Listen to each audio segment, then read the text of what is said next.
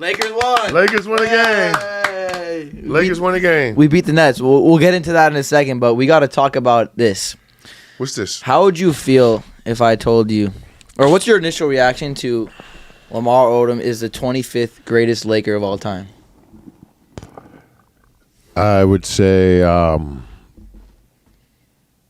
his dream really did come true. So you're grateful for that? 100%. There's a lot of great players on this list. Look, my favorite is number one. So that means Kobe's two. Yeah. I think Kobe. I think Kobe should have been number one. No.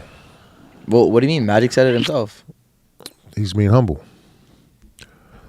You know. But if I think about what Magic did for the Lakers, he's kind of like started it. Showtime and everything. Right, 1979, drafted number one, championships. You know what I'm saying? Kobe is right on his him at number two, but I think if you think about the history, there's the Lakers, right? He's not the player, right? Feel what I'm saying? Yeah. So, I think what he's meant for the organization it's obvious. So you think they got that right? Yeah, and then Kobe being at two, and you think being at two was a good call? Yeah. I haven't looked, but then. Well, here, this is. I'm probably thinking what Kareem is 3 and. It goes Magic, Kobe, Kareem, Jerry West, Elgin Baylor. Jerry West. So many in between Shaq, right? Because you would think. Shaq is 6. 6? And then crazy, LeBron at 7, which I completely disagree with. Yeah, maybe some of these fans are probably. I mean, who wrote who? This was who like some LA Times writers, like I think 5 or 6 of them. Putting and well, one of them. How old are they, and how long have they been watching basketball? They've been covering it for a while. They're not young. Obviously, well, they media, so obviously they shouldn't really be hyped by the media. But that's wrong. I don't think he should be 6, 7. I think he's a great Laker, but I don't think he's number 7. So where would you put him? I mean, he ranks high on the list.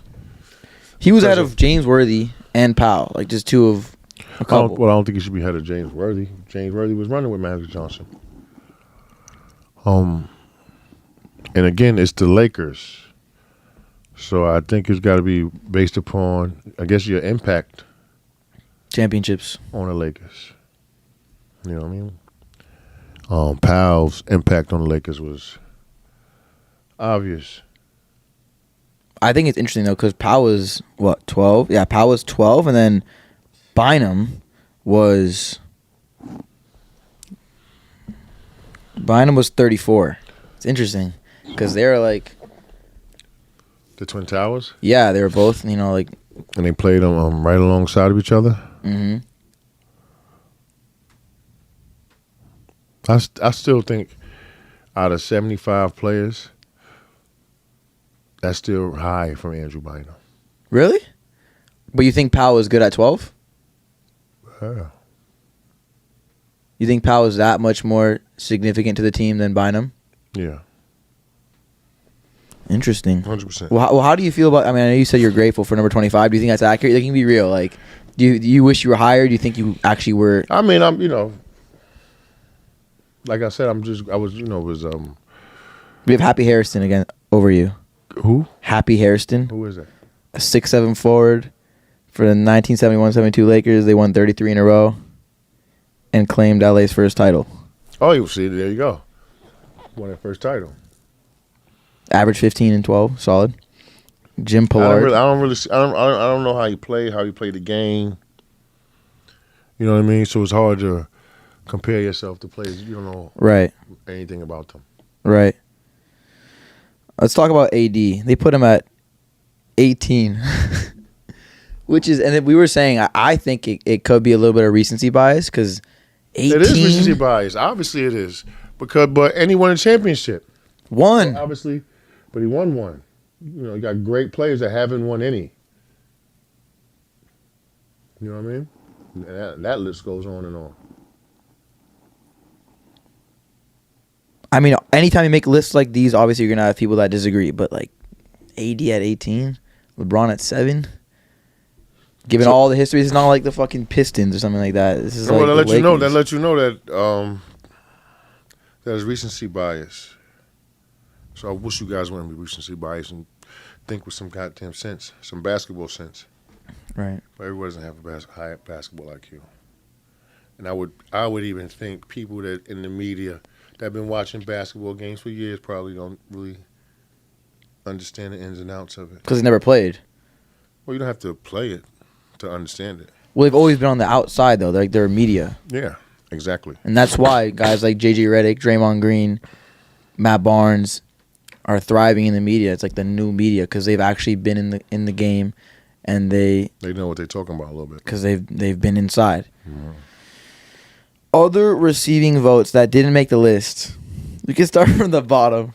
One vote. And I wish they would say who voted for him. Ronnie Turioff. That's my guy. But Ronnie had energy that he wasn't playing. Like if he wasn't getting a lot of time in the game, you could still feel his energy from the bench. I know I did. I understand that, but you know what I mean. Top 75. So I can understand. I mean, it was a vote. Yeah, and at the end of the day, like who cares really? Number 61, the greatest player of all time, Alex Caruso, made the top 75. I'm surprised to see. All due respect to Alex Caruso.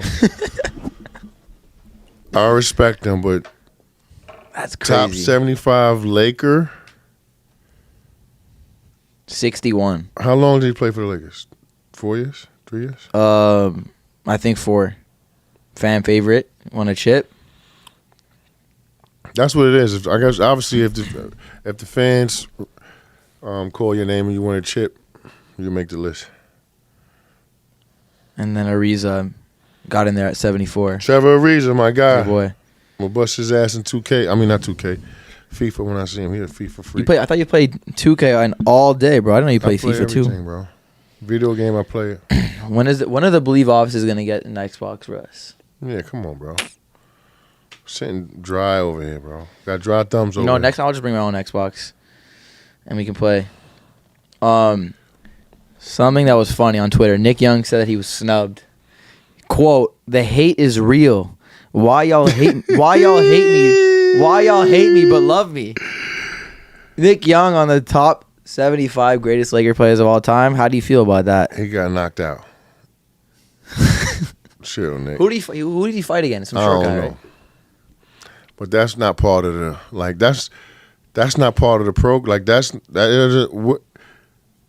it should never add up to that. Laker fans love Swaggy P, but top 75, no championship. I don't know. I don't know about that. He was getting 16 off the bench. It was irrelevant. A worthless 16. They're irrelevant years. He added some fun, post-game interviews, shit like that. But well, he married a superstar, Iggy, right? Yeah. And then shit happened. The snitch. And speaking of the snitch, D'Angelo Russell is actually D'Angelo Russell, I think he's on the list, right? Or he was snubbed. He was snubbed. Shout out to the Believe offices for printing all the pages. We'll just use the phone. He was snubbed and he got 45 votes. So he was number 4 that didn't. So he would probably be like number 79 according to them. By the way, what is your take on that? We've never spoke about that. Right. What do you think about that whole thing with D'Angelo and Nick? They would have had to fight in the locker room. That's what everyone. That's what the fans are saying. You'd have had the green light to smack him in his face, and he couldn't do nothing. Something would have had to happen. The fans want them to fight in the ring because they saw that Nick Young was fighting. They're like, "Yo, put D'Lo in there." That'll get views. But yeah, something would have had to happen behind that, because I remember going into the locker room, to the Laker locker room, and speaking to Gary Vitti, who was the trainer at that time, he was talking about, man, if this was to happen when you and Kobe was on it, like if y'all was around, this shit would have never going on. What type of snake? Listen, I've never been in a locker room. What type but of? It's it would be like a space where no one's. What type of reptilian That go against every bro type code. of bro code, locker room, whatever you like. He just disrespected all of it. That's the expectation, though, right? In the locker room, like, stays in there. Yes, to the point where he could have got, if he wasn't that good, he could have got blackballed from the NBA. Because who got traded first, though? Because something happened right after that. Someone got seriously. He could have got blackballed from the NBA. We're like, yo, you know what? We don't fuck with you like that. Because your problems, your games outweigh your game. Right. But his games outweigh his problems because obviously you're not going to do that again. You know what I'm saying? Yeah. And he's just that good enough for them to look away from him now. But that could have really ruined his career because he's an amazing player. You're right. I fuck with him on the court. He's lefty. Strong lefty. You saw what he did in Brooklyn, too. He, like, brought them back. Mm-hmm. We got to talk about your beanie. Because when you walked in, you were like, yo, Lakers need this. They got to go to war, bro. It's 3-10. We're 3-10. We need to start up a T-shirt line. Because the fans going to have to adapt to that mindset, too. To change the ambiance in the arena.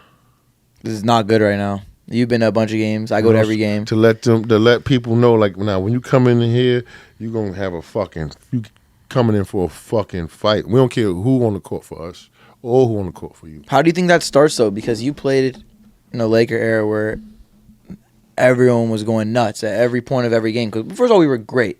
We were really good, so that makes sense. But like when you walk into the arena, first of all, the arena's not even full till like the end of the first. It starts in the locker room. Guys like Pat Bev, I've noticed, he'll try to get the crowd involved. By Jeannie letting us put the T-shirts on every fucking seat in the arena. Getting the crowd hyped. No more just standing there waiting for the first quarter or waiting to be blown out or get blown out. Usually they get loud when it gets close, like towards the end of the game. Like, see what I'm saying? Like I was at the Nets game and they won, obviously, but they were playing really well, but no one cared. Changing that type of culture. Because right now it's too, you can't be cute. Well, we're 3-10. It's ugly as fuck. You're behind. So you're saying it starts in the locker room? Mm-hmm. Players to start the culture, to start a change, a change. Yes, in the game specifically. In the culture at the games, yeah. Before the team even goes out, starts in the locker room. The mindset of the players have to be like, yo, you know what? We gripping up. Murder, kill, homicide. And we got to leave the arena alive. And it got to start now. Like, every game, it can't be like, we're 13 games we're going to wait 4 games or, you can't wait till you 5-20. We're 13 games in. For the red light to be going off. And then hopefully the fans are buying into how you guys are really feeling. Because you guys have to show the fans how you feeling. I think it starts, like, I agree with you. I think it starts with the roster, but there's guys. Before that. Before whatever you put out there, it's before that. Your mind has to be in a certain place before you even go out there. We spoke about it in the last podcast. You're like, okay, guys like Zach LaVine, who would, are exciting. Laker fans love that stuff.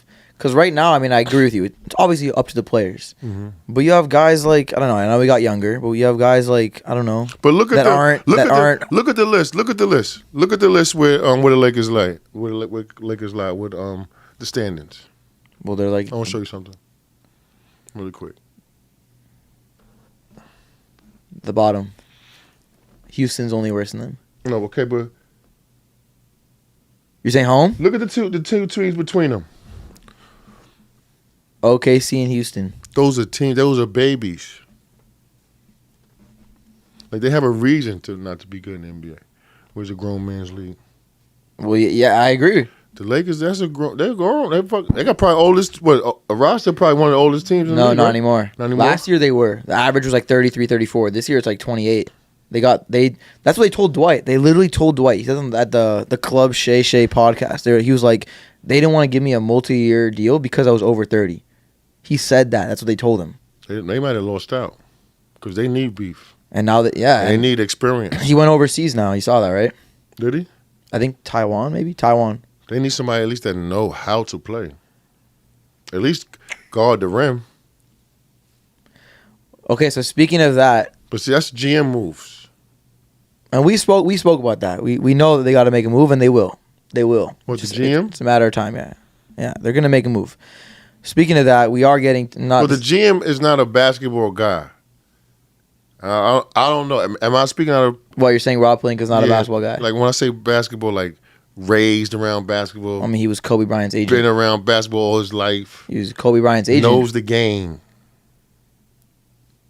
He didn't become Kobe Bryant's agent until he was 24. You know what I mean? Or 28. He did play basketball. Did he? Yeah, he was in the NBA. Rob Pelinka is the Michigan. He played on Michigan. He's making some really bad choices. I agree. And Jeannie spoke about how it's like not her and Rob. It's like a collective amount of people that are making these decisions. Well, they need to. Rambis is in there. They need to upgrade. Buss is in there. They need to upgrade their roster. For your LA Lakers, your playoff starts right now. True. You need to come. Our backs are already against the wall. You need to come with that type of mentality. It's Game 7 right now. We need to be hearing defense. Everything from tip-off, from the tip. In the first quarter. Laker fans, we need you. And if they don't come out there and play for you, play for you after that, then we good. Then you deserve the boo. Then you can be booed. That's what happens. Last year it happened a lot. But you see how like Russ started playing well. Mm-hmm. Every time he checks in, they go crazy for him. As they should. He's from. And LA. by the way, he is now the favorite in Vegas to win Sixth Man of the Year. How crazy? Well, not crazy because you literally said it, but I think that's interesting. No one would ever predicted that, and he could really win it. Yeah, I don't think anyone predicted him to be in this spot. But if you're professional and you're put in the spot, then you might as well be the best in that spot. And that's what he's doing. We got Thomas Bryant and Dennis Schroeder coming back hopefully this Friday for our next game. What do you think they can bring to this team? Well, hopefully they'll bring one thing, a defensive presence. And they could bring the 2 E's, which is energy and effort. Both those guys do that. Yeah. After that, you don't really. I don't care about. I mean, I care about it. But if your ball doesn't go in, then I can still live. You know what I mean? If you give supreme energy and effort, because it's all about disposition. You have to carry yourself with a certain disposition. A winner's disposition. I think honestly, Dennis can start if he plays well. He'll take that spot from Pat. Because we know, I mean, it's unfortunate. Kendrick Nunn's not doing shit right now. Yeah, but what's crazy is that, like, in sports, I hate when they say take, earn, no, add on. Hopefully, it'd be a great addition. Well, he's gonna be taking someone's spot. Hopefully, he'll be adding on to the team. You know what I'm saying? You don't want to take him spot. You don't take the spot because the person that spot's taken still has to come out and produce. You're right. You feel what I'm saying? You don't want to put him in a position like that. That's what I'm saying. It's all mental. Feel what I'm saying? The greatest teams that win and the teams that win championships are all locked in like mentally that stable group. Yes. That's what you said about the 2009, 2010 team and also the 2008, 2009. You guys were so like unified. We meditated with each other. Yep. It's like, so we were basically praying with each other. You're brothers, like literally. Facts. Still to this day. 100%. And what connects you as brothers? Winning. It's a cycle. Not just hanging out. And you don't see that from the Lakers right now. I'm saying off the court. I bet you they don't hang out off the court. You can tell. Huh? I know they don't. Because in LA, it's hard to anyway. So I'm not going to even blame that on this team shit being to do young. here, Come on, you got $1 million. These young black motherfuckers. I got $1 million. I got $60 million. I don't need to even see y'all. No, I hear you. I'll check in at 10 in the morning. But that just means that like that means that this team doesn't want it. Then is that what you're saying? But it's just it's locker room. You know what I'm saying? As they don't even understand the culture because they haven't experienced it. Well, I mean, LeBron and AD are the leaders, and they have experienced it. We'll see. Next game's on Friday versus the Pistons. You going? Winnable I'm going. game. I'll be there. No, I don't go. It's Shabbat, but I'll be there on Sunday. It's Sunday, right? Saturday or Friday night. Yep. Quick hitters, and we'll finish it off. Why did you wear number 7? It's God's number. And my grandmother used to go to Atlantic City. You know, she's not playing blackjack or whatever, but she used to always play the slots. Okay. So, you know, in slots, if you hit 777, you win. So I was like, you were always number 7? Always. In the NBA? I'm saying college. No, college I was number 5. Play all 5 positions, and they call me the package. Well, they call me the package because play all 5 positions and other reasons too. But we're not gonna get into that. And in high school, I wore 35. What have you done to mentally heal yourself after going what you went through?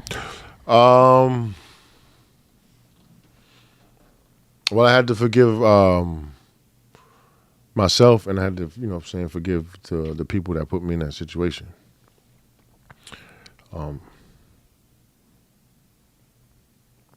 And put God in my life first. Were you always, like, did you always have a connection to God, or was it more so after?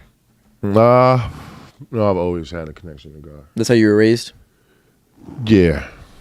And I've seen things when I was really young that